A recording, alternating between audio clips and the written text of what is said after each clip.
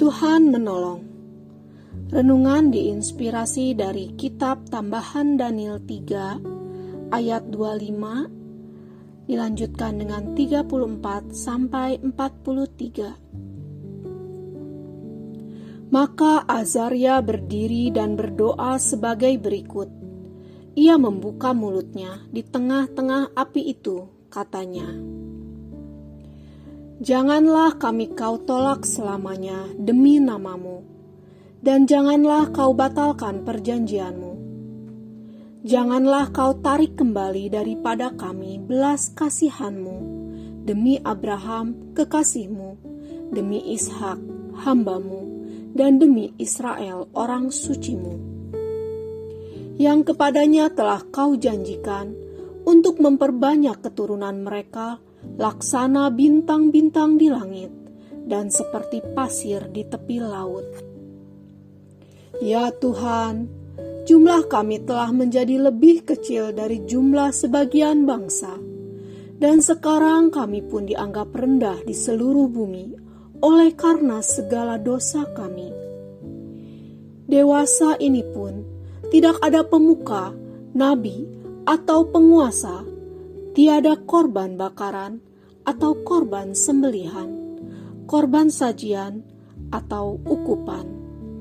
Tidak pula ada tempat untuk mempersembahkan buah bungaran kepadamu dan mendapat belas kasihan. Tetapi semoga kami diterima baik, karena jiwa yang remuk redam dan roh yang rendah, seolah-olah kami datang membawa korban-korban bakaran, domba dan lembu, serta ribuan anak domba tambun.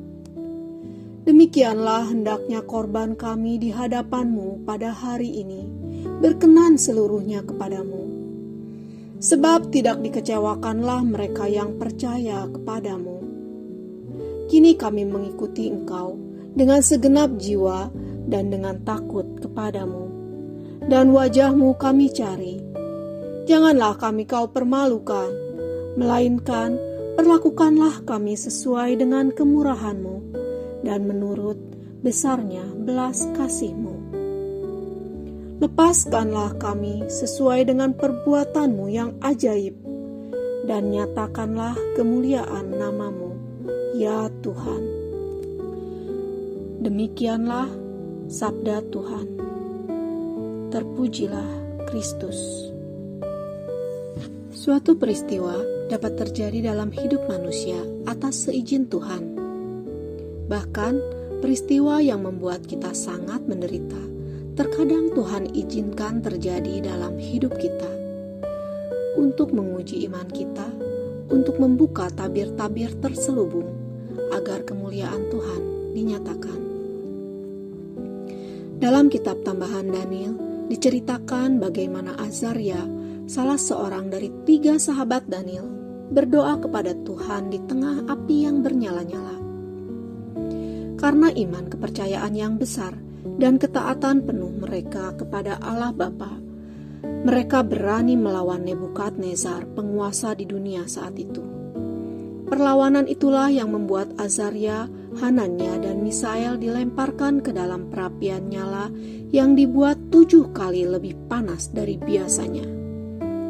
Mereka dihukum karena mereka tidak sudi menyembah dewa-dewa yang dibuat oleh Nebukadnezar. Azaria artinya Tuhan menolong. Dia dikenal juga sebagai Abednego, bersama 2 orang lainnya, Sadrak atau Hanaya dan Mesak atau Misael. Mereka berdoa dan memuji Tuhan di dalam kurungan api bernyala.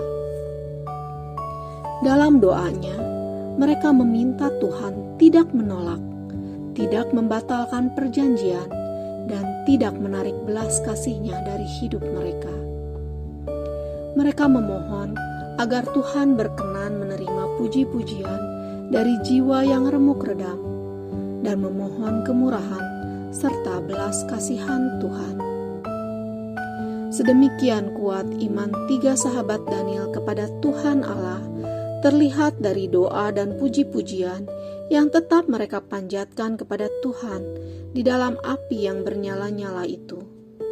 Dengan segala kerendahan hati dan penuh kepercayaan, mereka memohon belas kasihan Tuhan untuk melepaskan mereka dengan cara Tuhan yang ajaib, agar kemuliaan Tuhan dinyatakan atas penderitaan mereka. Dan keimanan mereka membalikan hati Raja Nebukadnezar untuk kemudian memuji dan memuliakan Tuhan. Kita perlu mengimani bahwa peristiwa yang menyengsarakan dapat menjadi suatu yang baik untuk perubahan hidup menjadi lebih indah, untuk melepaskan belenggu kemelekatan yang membuat kita tidak bertumbuh dan berkembang, sehingga membawa pada pertobatan yang sejati. Allah mampu memakai peristiwa hidup orang beriman untuk menyatakan kemuliaan-Nya. Marilah kita berdoa.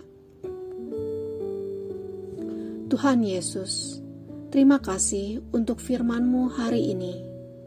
Tambahkanlah imanku agar percaya penuh dan menggantungkan hidup hanya pada penyelenggaraan-Mu saja. Amin.